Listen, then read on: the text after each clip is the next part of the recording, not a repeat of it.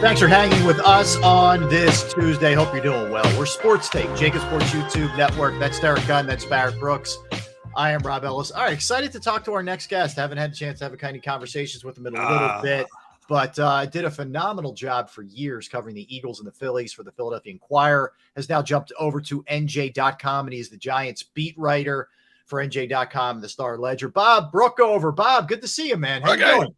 Hey guys, how you all doing? How's it going today? Good to see you, man. Good. I saw Barrett at the Super Bowl. He was the only one I saw. Yeah, they didn't let us go, Bob. We were grounded, man. Barrett got to go do his thing, but they kept was a us good here. boy. Appreciate it, man. How's it going, Bob?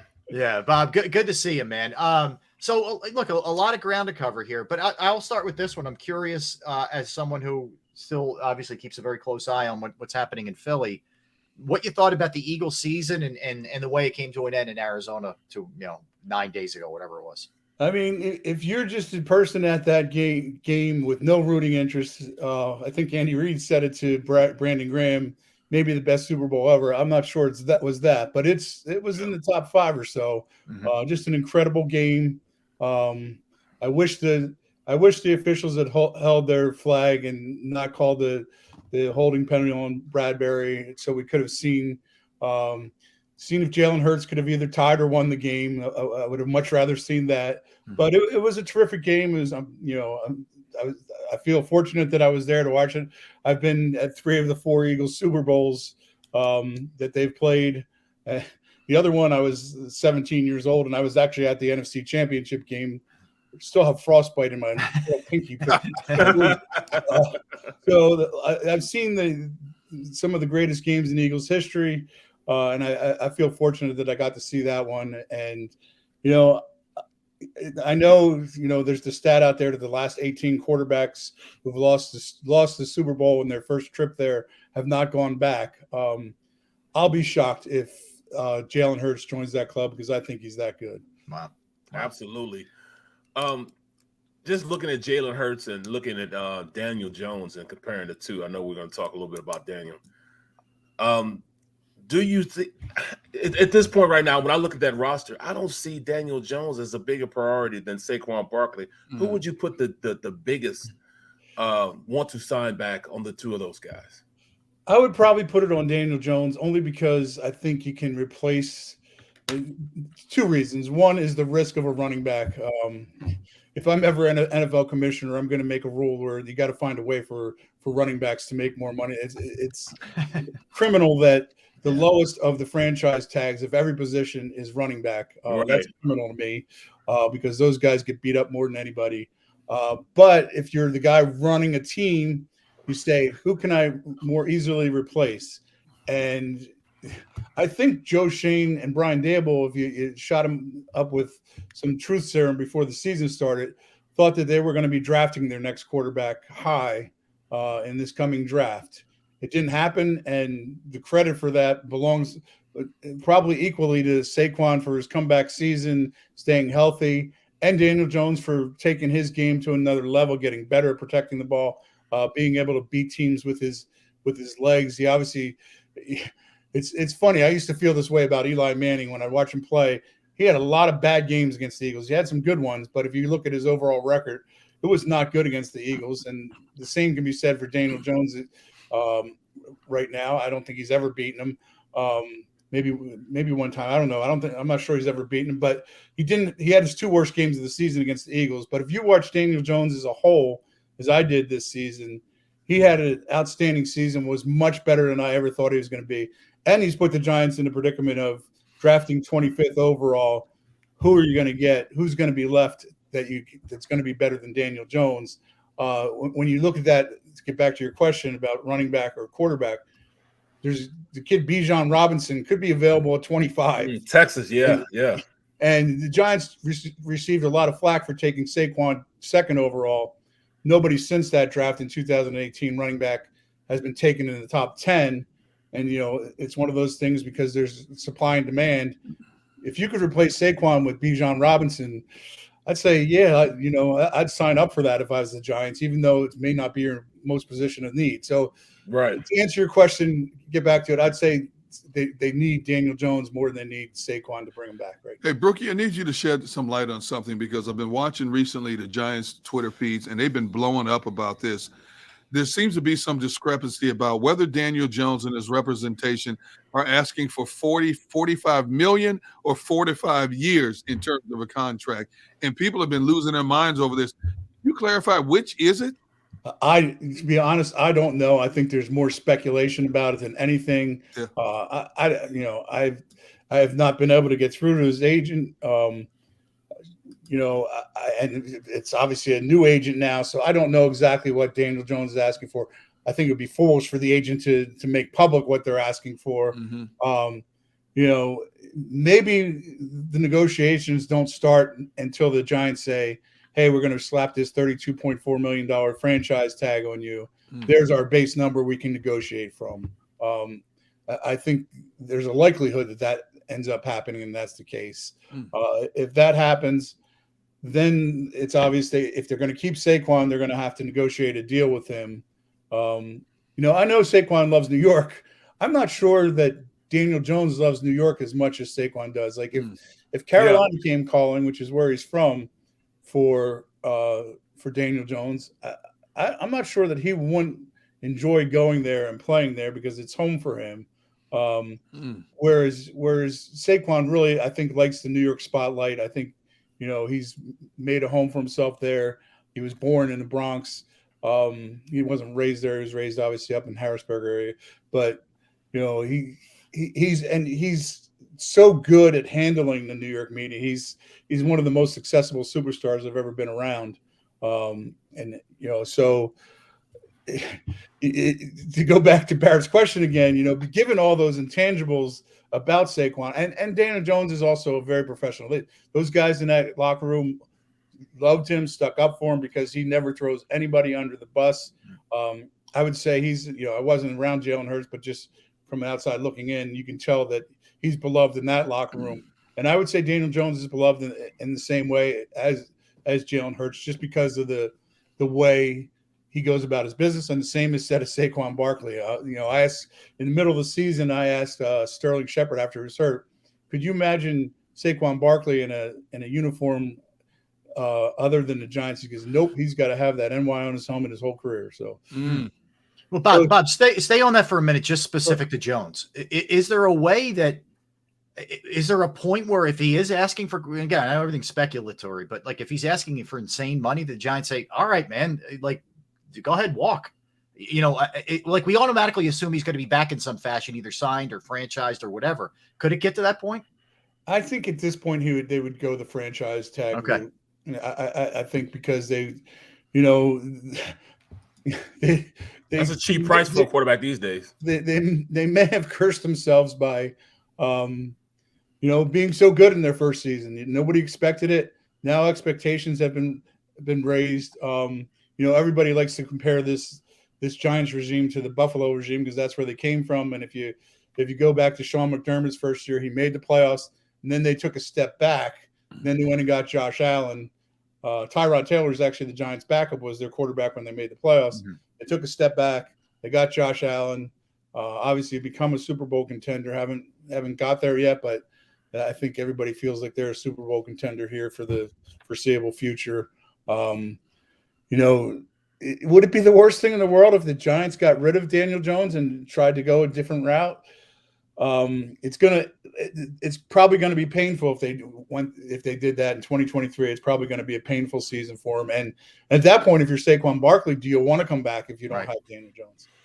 Brookie, I had said earlier on this show that I think that the Giants are going to undergo cosmetic surgery. When Daboll and Wink Martindale got the jobs, they inherited a roster basically they carried through this season. Now that they have time, 1 year under their belt, they're going to go after whether free agency, the draft, combination of the two. They're going to go after more of their type of players to fit their schemes on both sides of the ball. Do you agree with that? Or? Yeah, I mean, there's a lot of thought that the Giants won't go after like superstar players. They'll go after guys who they think are quality starters and try to build an organization through depth and the draft.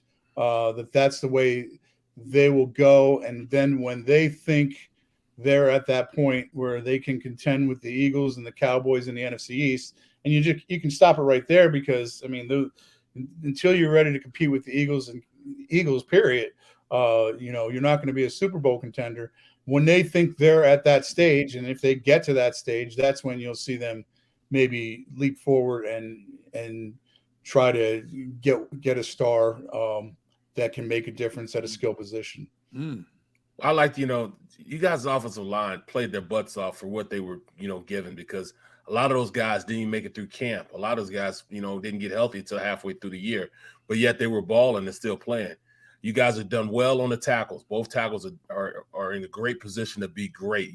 Both Evan Neal going to his second year, and you got Andrew Thomas, from Georgia when you picked him up. What type of offense do you think that they're going to go forward with? I mean, they're going to go into what the Eagles dual threat if they do have Jones, or are they going to go back into more of a passing offense? I think they kind of stay with the, dual threat, let Jones use a little bit of his legs. But I mean, do you see that, and do you see Dable kind of implement more of the running style, or going back traditionally? It was interesting because Mike Kafka ended up calling the plays, and he's certainly got the Andy Reid in his blood, who's obviously pass, but also has Patrick Mahomes, who is a running threat. He's always looking downfield, but he can also beat you with your legs. Now, Daniel Jones is never going to be Patrick Mahomes. I don't know if anybody's ever going to be Patrick Mahomes. But I think, that offense evolved through the course of the season. Early on, I'm not sure how much trust they had in Daniel Jones. They wanted him to be a game manager, and they saw that Saquon was really looking a lot like he was as a rookie, being a dominating running back. And about the middle of the season, when they were playing the Lions, the Seahawks, teams started to shut down Saquon a little bit, and they let Daniel Jones open things up with his arm and his legs more. Daniel Jones can certainly beat a team with his legs. That was the great thing that the Eagles did in that playoff game against him, and in the game in the regular season. They did not let Daniel Jones beat them in that manner. Made him be a thrower. The Giants roster, they so badly need to get better at wide receiver. It was such a weird year at wide receiver for them. Their leading receiver was a guy they almost cut, Darius Slayton, and then they made him take a pay cut, and then didn't play, even dress him on opening day. By the end of the season, he was their leading receiver. Their second leading receiver was a guy who was benched in the middle of the season, Richie James, and then the third guy, Hodgkins, was a guy they picked up off waivers from Buffalo in the middle of the season, and they all played well. But when you look going forward, are those the guys that are going to get you to where you want to go? Can they help? Yes. Are they the guys? Probably not. So, I mean, there's a lot of tough decisions for this team to make. Brookie, I've read that they are really high in Hodgkins. What is it about his game that they really like? I think he's one of those ball control receivers. I don't want to say he's Plaxico Burress, but he's a big body, a tough kid, and he catches the ball. I think those are the things they liked. They probably liked him when they saw him in Buffalo, I'm sure. But when he came to the Giants, he knew the offense. I mean, it was suit up and you're in the fire, and he handled it very well. And he's a very mature and professional guy. His father played in the league, won a Super Bowl with the Rams actually in '99. So I mean, he's a professional guy who can play the position. And I think, he of all the three guys, Richie James, Slayton, and Hodgkins, he's the one who probably fits in going forward. If you're looking, 3 years, we're going to be a Super Bowl contender, that he's the one who's probably still around. Brookie, what do you make of the Cowboys in Washington? You're talking about a Cowboys team that won a lot of games, but kind of ended with a thud with them in the playoffs. In Washington, who looks like they got some nice pieces. They've made some moves here. They bring Bieniemy over, but still don't have that quarterback, although they're saying it's Sam Howell. What do you think about those two teams? Yeah, I mean, probably the best thing that could happen to Washington is they get new ownership. No, amen. And you go from there. But when you get new ownership, then you're like, okay, what do we want to do with our coaching staff?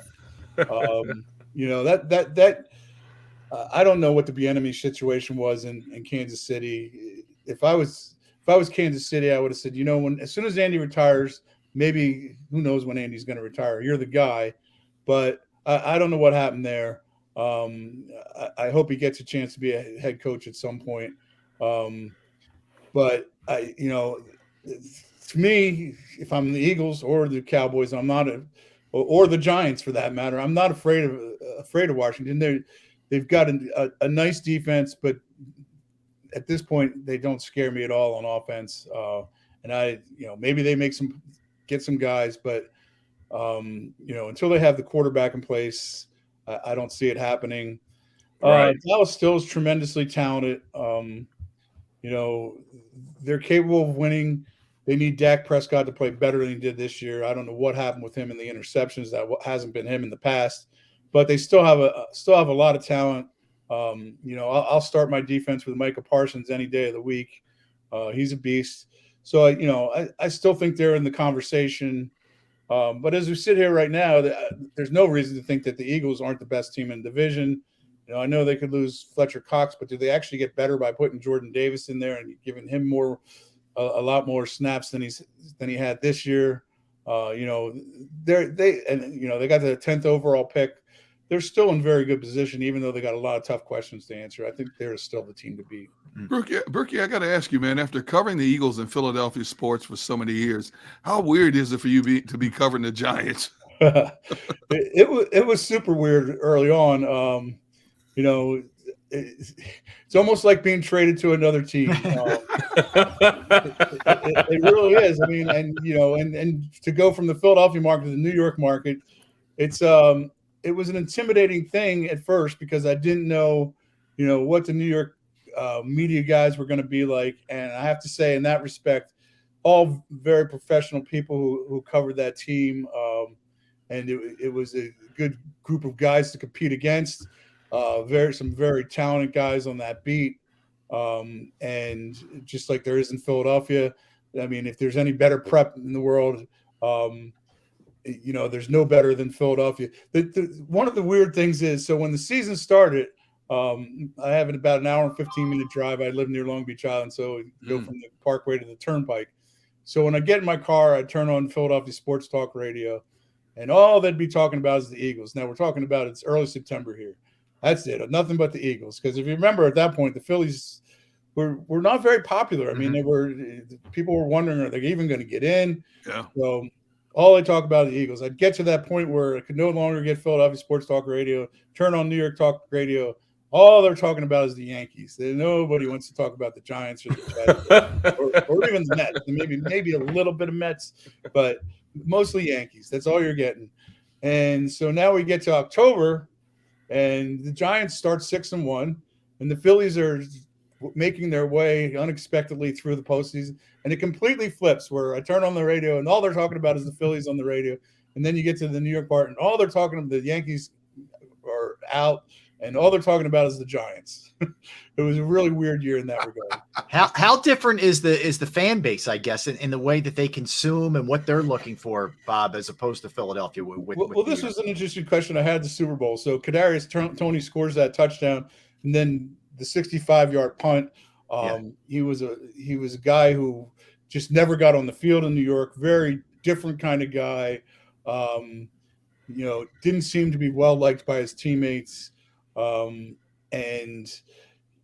now we're in the Super Bowl. The Eagles are playing and with the chance to win the Super Bowl, and now Kadarius Toney's beating them. And I put out the question on Twitter, hey Giants fans, what would be worse, the Eagles winning the Super Bowl or Kadarius Toney beating them in the Super Bowl?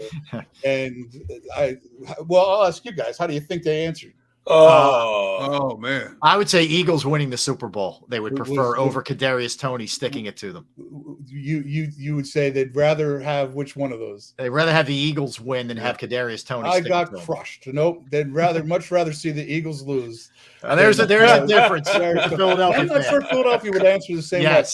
Maybe if it was the Cowboys. Yes, maybe it was the Cowboys. Anybody else? But the Eagles have certainly drawn a hatred in New York. Yeah. Oh my god, I can't believe that, man. Because I mean, I've collected checks from both owners, and I actually enjoyed the year that I had up there with the Giants, man. One thing that I couldn't stand though was playing the Eagles when I came back to the vet, and I mean, they forgot who I was and everything because I didn't get a warm welcome, needless to say. You know what I'm saying, with that different color jersey on. Just pull it. Yeah, pull it once like you're gone, either they ignore you or they hate you, and I don't know which is worse. Bob, let me ask you before we get you out of here, Phil, what do you think about the Phillies? I'm sure you paid your quasi attention to what they did last year, and some of the moves they made to Trey Turner, et cetera. What do you think about their chances this year? You know who I'm most excited to see. The guy I want to see more than anybody else is actually Andrew Painter. I want if the Phillies could have a 20-year-old superstar pitcher who's homegrown, that to me would be the ultimate thing for a fan base. It's something they haven't had. Nola was really good when he came up, but not this kid. I think has a chance to be a star right away, and he's the guy I'm most eager to see. They're obviously in a division, and I think the national perception is that the Braves and Mets are still better than the Phillies, especially with Harper being out till at least June, maybe July. But I just think that the Phillies, this group of players, needed to taste that success that takes them to another level. It was really what happened with the last great era of Phillies baseball. It didn't seem like they could get over a hump. They got 2007, finally did, and it became a thing where they just kept on winning and winning and winning for 5 years. I think we're going to see that same thing where this is a postseason team for the foreseeable future. Hey, Brookie, which fan base is more critical, New York or Philadelphia's? It's weird because there's so many teams in New York. The New York dynamic is really just so different. The example I'd give is the Nets, and it's kind of dissolved now because they've all been traded away. The Nets are a national story. You turn on ESPN, and they're always talking about the Nets, especially when they had Kyrie and Durant. But in New York, like the Knicks are still more loved than the Nets. The way they pick and choose teams there, it's just so different because there's so many teams. And I think Philadelphia is more critical because I just think when you got 4 teams, I think it's just more entwined into the fabric of the community where, Philadelphia is all about its sports teams, whereas New York, they're all over the place. Jets fans don't really love Giants fans and a little jealous of the Giants. So you got a whole lot of things going on in New York that you don't have going on in Philadelphia. Well, I want to say is this, before we leave. You got the coolest nickname, Brookie. I like that, bro. I've always loved that nickname. You're Brookie. They call me Brooksy, but I like Brookie better. But I like that, man. Well, some people accuse me of stealing from Tom Brookshire, but right. I didn't want to steal anything. I just was born with a name, and people started calling me when I was 21 years old. Hey, Brookie, I miss the days, man, when we all, since I've been in this business, in a lot of markets I've worked in, there was always that fine line of camaraderie between TV people and print people. But Philadelphia, for as critical of a market as it's portrayed, ever since I got here, the writers and TV people always got along great. And I miss those moments, man, that we had to hang out as a big group down in that plaza in Dallas on a nice warm summer night, and they would have the bands out there playing and stuff like that, man. And I was thinking, considering the negative stories you hear about Philadelphia and its media, man, how we dispel that myth across the board in terms of, we would help you guys hold your mics when there was a scrum in some lockers. You guys would help us hold mics and stuff like that, man. Sure. And, that says a lot about, everybody has a job to do, but nobody has a step on anybody to get it done. No, it was a very professional place. It was, a great place to work. I still miss it in a lot of ways. But you move on in life and you see what happens. So, but it was always great working with all you guys, it was just professional people, we got jobs, and that's what it's all about. When you're around professionals, you act like a professional or get out. Yeah. And you live in New York now? No. I live just off Long Beach Island in Manahawkin. Oh, okay. So, Wow. so great area. I moved down here about 7 years ago when I got the column, thinking, I only got to go up to Philadelphia 2 or 3 times a week. No, sometimes you make wrong decisions. Although I love living here, and this is where I'm going to retire. So it's a great place to live. It's great to be able to go to be. I'm literally 5-minute drive from the beach. That's great. Great fishing up there too. Great fishing, man. Striper Great season. fishing. I have a bunch of nephews who go. They like to shark fish. I'm like, you guys go out and do that. I have no desire to do that. Okay. Yeah, man. Ooh. Bob, listen, great job, man. Keep up the good work, and people follow him on Twitter at Brookob, and of course NJ.com, Giants beat writer, Star Ledger as well. When we love your work for years with the Inquirer. Thanks, Bob. Appreciate your time, man. Great being with you guys. Take care. Take care. That's Bob Brookover. Yeah, good stuff. Good to catch up with him.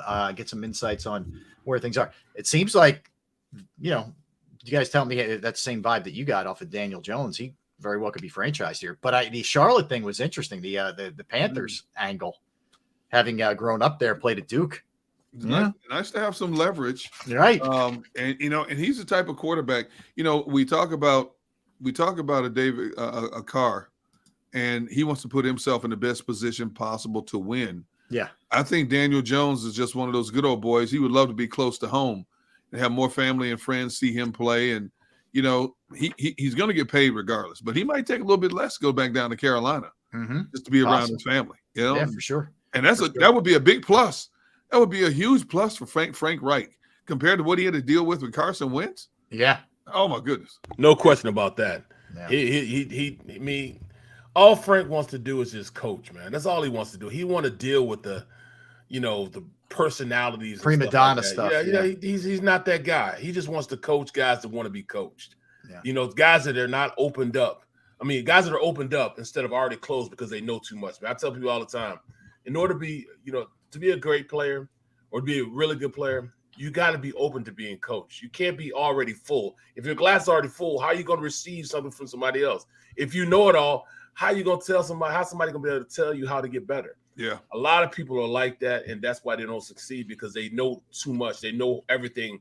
It's your ability to receive information, that makes you better at what you're going to do, because if you can receive information, you can learn what you're doing wrong, what you're doing right, and work on those things. Well said. And you look at where Frank Reich was compared to where he is now. He's out of that circus in Indianapolis, and he's playing for an owner who just wants to win and who steps out of the way and lets the coaching staff do what they do. He just wants to win, that guy down there. And, Carolina I think we forget sometimes, Carolina got really good right after they joined the NFL. And then it's been a struggle since, but they were a good team. Yeah, Don Capers. Yeah, man, he did a nice job with them. And that ownership just wants to win. Put a product on the field that he can be proud of. And you look at the coaching staff they've assembled. We talked about that yesterday. They've got to obviously address the quarterback issue, but they've got pieces in place to get better a lot quicker down there. And all you got to do is solidify that one spot, their quarterback. Man, if they can steal Daniel Jones, now Daniel Jones is not a world beater, but in my estimation, he would be better than anything they had over the last couple of years down there. Agreed. Yeah, agreed. All right, let's keep the NFL talk going. 2:00. Todd Zalecki's going to join us from Clearwater. Philly's full squad reported they are all in. So we'll talk to him at 2 from Clearwater. But we come back, let's do a little NFL talk, including Shady McCoy on Eric Bieniemy, Brian Dawkins on Jonathan Gannon, and we'll dig into a bunch of other things and pose the question. And Gunner, you need to get ready for this one. What's that? Top 5 NFL player power ranking. Already? Top 5. Wait, top 5 NFL. Season. Say it again. Top 5 NFL player power rankings. So from this year to just pass. This is regardless of position. Yes. Five individuals. 5 best players. That's what happens when you miss the morning meeting like I did. Now I got to scramble. I'm giving you a little heads up here. Man. We'll hit it at the end of the segment. So, wow. All right, let's do it all. When we come back, don't go anywhere. Gunner's going to be furiously scribbling his notes. All right, Derek Gunn, Barrett Brooks, Rob Ellis. We are Sports Take, JAKIB Sports YouTube Network. I'm going to tell you about Flynn Tree Services. Flynn Tree Services is an experienced, licensed, and insured Pennsylvania tree services company that will trim or remove any unwanted tree off of your property. They offer cost-effective solutions to any tree problem that you may face. And the beauty is they are experts at trimming all types of trees, and they serve southeastern Pennsylvania, South Jersey, and northern Delaware. Flynn Tree Services specializes in full tree removal, stump grinding, as well as tree pruning.